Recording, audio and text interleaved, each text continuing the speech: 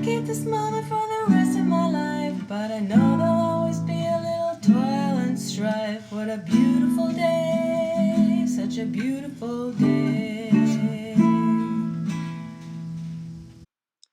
Hello there, welcome to The Guilty Knitter. My name is Vivian and I'm going to show you today how to fix a dropped stitch that is far down on your work. I hope it helps and happy knitting.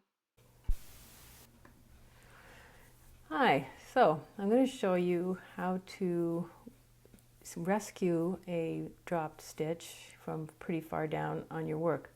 This is my Painting Chevrons shawl by Stephen West. And as I was knitting last night, I realized I had this massive hole in my yarn, or in my work, which was pretty tragic, but I'm confident I can fix it without having to try to work the stitch all the way up to the top of my work somehow, which looks a little too much for me. I will work it up as far as that black section that I'm pointing at right there. And meanwhile, I've just got that stitch safeguarded with a stitch marker. And as you see, I'm 6 inches from the top, so frogging it is not an interesting proposition for me. I figure I can do this repair, partly because this is a very busy pattern and I don't think that my repair will be too obvious. That's my hope anyway. So I am going to use the thread that, or I should say the yarn that is the black yarn that I use for the project. So I'm just grabbing a long piece of yarn and I'm getting that ready. But also, first of all, I will take a crochet hook and I'm going to work the stitches up.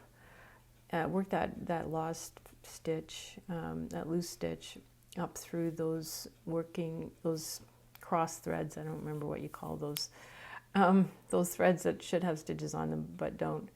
So I make sure that the stitch is flat, so it's not twisted, and I put my my crochet hook through there, and then I just pull those cross threads through, each one at a time, and it's quite an easy thing to do. But you can even do it with a knitting needle if you don't have a crochet hook, but it's a little easier with a crochet hook. And I'll go as far as the first running yarn of the black section. Yeah, that's what it's called, running thread, I guess, or running yarn. So I'm pulling it through there, and now it looks pretty much perfect on that pink part. And I just have to figure out what to do with that last loose stitch. And what I'm going to do is take my thread, my yarn, from the same yarn as I was using in the project, and I had to just safeguard that again because I gotta thread my yarn. And so trying to figure out how to work that stitch up through there would have been just too much for my pea brain. So this is a much better solution. I'm sure that I must have thought I just forgot a decrease, and that's why or forgot an increase or something, so that's why I didn't have the right number of stitches, and I just compensated for that, which I've done several times during this project. So I did not realize that I had actually lost a stitch for quite a while, and luckily I noticed it now. So there we go. I've got the yarn pulled through that stitch, and now I'm going to work it into the fabric so that hopefully you won't see it. So it's a little bit hard to see the stitches because it's black, so I'm going to apologize right now because it won't be completely easy to see, and I'm having trouble seeing it as I go here, I think.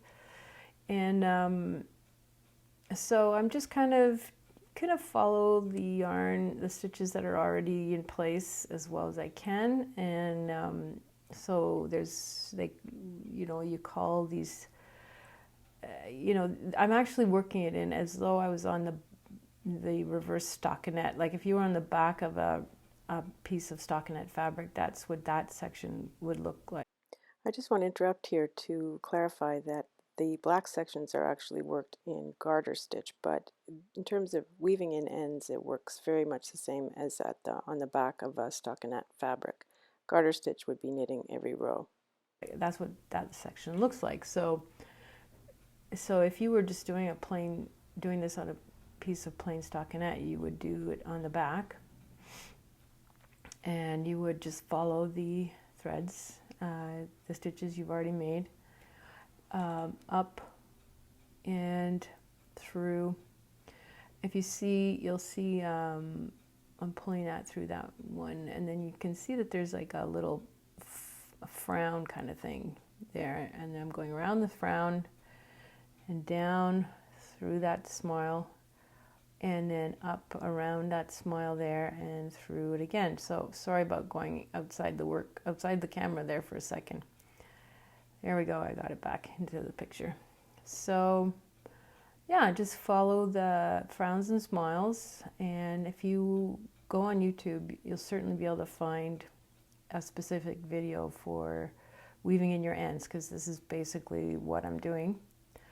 And I'm just going to do it for, I don't know, 6 or 7, I guess I'll do it 6 or 7 times, just to make sure that it's not going to come apart. And it's amazing how sturdy this kind of thing is, because I don't think it's going to undo. I mean, there's no particular stress on the work right there in the middle of a shawl or a scarf like this. So if there was, I guess it might be different, but right here, I don't think it's going to come apart. And once I'm finished knitting or duplicating all these stitches up through the frowns and the smiles around you won't really see it. It'll be a little bit bulkier in that spot, but because of the black thread too, it's just going to be pretty much invisible. And it's something that you might have trouble with if you this technique might not work quite as well if you have a plain piece of stockinette. But if you have a plain piece of stockinette, you might be able to actually work it all the way up through all the way up to the top instead of doing this. But there are times when this is a really excellent way to fix this kind of mistake. So anyway, here we are. I've got the other end of the thread, and I'm going to, or the yarn I mean, and I'm going to work it in the other way, so that section to the right doesn't get too full of fabric, full of too much thickness there. So I'm going back the other way, and it's a little wonky right there, as you can see, because I'm missing a stitch. And I don't know how I sort of managed to kind of fudge that on the other before, or maybe I just didn't notice. But anyway, so off we go. We're going around and around. Here the stitches are pretty elongated. There's the pattern calls for you to slip stitches, so it's quite the stitches are a bit tall, but so I don't want to pull on the yarn too much. I have to keep it pretty loose, or at least as loose as the stitches are. It's a little bit hard to tell what's going on there because it's so dark, but it's I'm getting there. Going around, and I'm going to finish off pretty soon here. Sorry, I'm almost out of the picture again. It's pretty hard to keep track of where the camera eye is all the time when you're doing this. Anyway, so I'm almost done, and I'm gonna just do another couple of spots where the stitches are a little closer together. I think that'll make it a little firmer, a little more secure. And then I'll have just a little tiny end to weave in, because it's I might have left myself a little bit more than that had I thought about it, but that's okay. I think it's enough. So I think with this last little bit, what I'm going to do, I'm not going to try to thread it because it's too short. What I'm going to do is I'm going to stick that needle through a bunch of the purl bumps and just weave it in that way. That very last little bit of yarn. And that's a good way to do it. If you don't have a lot of yarn, you can put the needle through and then thread the needle and then pull through, and you've just got a tiny bit on the other side, which you can kind of cut off or whatever. And so there you go, and it looks pretty good. I mean, you hardly see that where that mistake was. So that's an excellent way to do it, and I hope that helps. Happy knitting.